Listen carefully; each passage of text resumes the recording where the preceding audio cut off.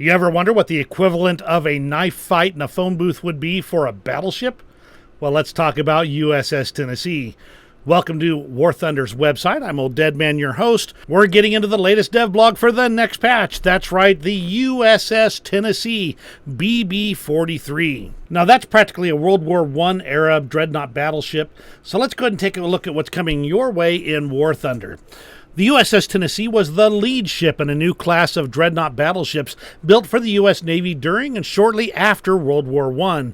Laid down in 2015, the war would end before she managed to get launched in 1919 and commissioned in 1920.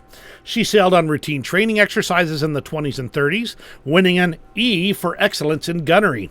She was transferred to the Pacific in 1925, visiting New Zealand and Australia, and was moved to Pearl Harbor in 1940 due to rising tensions with a certain Empire of the Rising Sun. Of course, that means she was present on December 7th, 1941, moored just ahead of Arizona and behind Maryland, with West Virginia moored alongside. She responded to action stations within 5 minutes and began returning fire at the attacking aircraft. By the time she got steam up, the ships surrounding her had all received catastrophic damage, trapping the ship in position. 2 bombs hit the Tennessee, with one failing to detonate. The second struck the center gun barrel of turret number 2, disabling all 3 guns in the turret. The crew flooded the magazines of the Tennessee to prevent the fires surrounding her from causing an ammunition detonation. Tennessee is credited with shooting down or assisting with the destruction of 5 Japanese aircraft. Tennessee received temporary repairs in Pearl Harbor before heading to Puget Sound for permanent repairs and modernization. Her 50 caliber machine guns were, replaced with a battery of 16 1.1-inch guns and quad mounts and 14 20mm Oerlikons. She even had new Mark 11 versions of her main battery guns installed. As the Guadalcanal campaign began, Tennessee was sent back for more modernization as the ship burned, too much fuel oil, and there wasn't enough, fueling ships to actually support both the Fast Carrier Task Force and the battleships.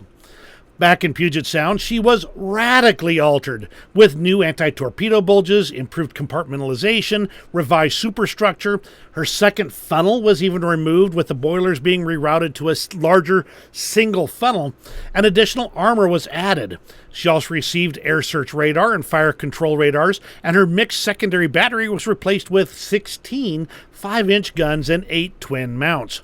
The light anti-aircraft battery likewise was updated to 40 40mm Bofors guns and quad mounts and 43 20mm Oerlikons. The Tennessee participated in the Aleutian Islands campaign to retake Kiska and Attu Islands from the Japanese occupation. She would bombard Kiska mercilessly, only to discover that the Japanese had already withdrawn from the island. Tennessee participated in the Battle of Tarawa, the Battle of Kwajalein, and the Battle of Eniwetok. She was diverted to Perry Island during this battle, anchoring 900 yards from the beach and barraging the island until the island was leveled and all structures and trees were demolished. This is basically knife fight in a telephone booth type range for a battleship, who would usually not be this close and engage more targets from more like 15,000 yards to 4,000 yards, not just 900 yards. At this range, even the 40mm guns were able to get into the action and used to attack Japanese defenses on the island. Tennessee then headed for the Bismarck Archipelago, where she would engage Japanese forces at Kavieng. Now, for your friend and mine, Wikipedia. The ships arrived off Kavieng in the morning of March 20th. Poor visibility from rain squalls and low clouds masked their approach, and at 0700, Tennessee launched her Kingfishers. A little over 2 hours later, Tennessee and the other ships had closed to about 15,000 yards, or 14,000 meters, and at 9:05, they opened fire while steaming at a speed of 15 knots.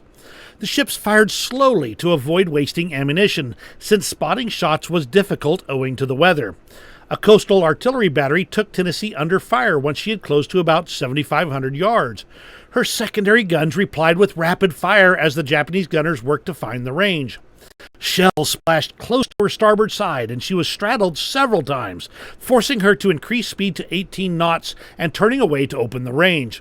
though she was not hit. She briefly ceased firing before re-engaging the artillery battery for 10 minutes, after which no further fire was received. Tennessee would later participate in the Battle of Saipan, the Battle of Guam, and the Battle of Tinian, losing one of her Kingfisher spotter aircraft to a collision with a Marine spotting plane. She would continue on to the Battle of Anguar and the Battle of Leyte, eventually participating in the destruction of the Japanese battleship Yamashiro during the last battleship engagement in history, the Battle of Surigao Strait. She continued on to Iwo Jima and Okinawa, where a successful kamikaze attack resulted in the destruction of her signal bridge. She also evaded a submarine attack that night. She was detached for repairs at Ulithi, but would return to Okinawa to finish the battle. She would escort occupation forces to Japan, then return at last to Philadelphia Naval Yard to be retired from service. She received 10 battle stars. She was assigned to the reserve fleet, laid up in reserve, then stricken from the Naval Register and scrapped in 1959. Her bell is on display at the Museum of Scott County in Huntsville, Tennessee. The USS Tennessee is 624 feet long, 97 feet 5 inches abeam, 30 feet 2 inches draft, and weighs in at 32,300 long tons normal displacement as built.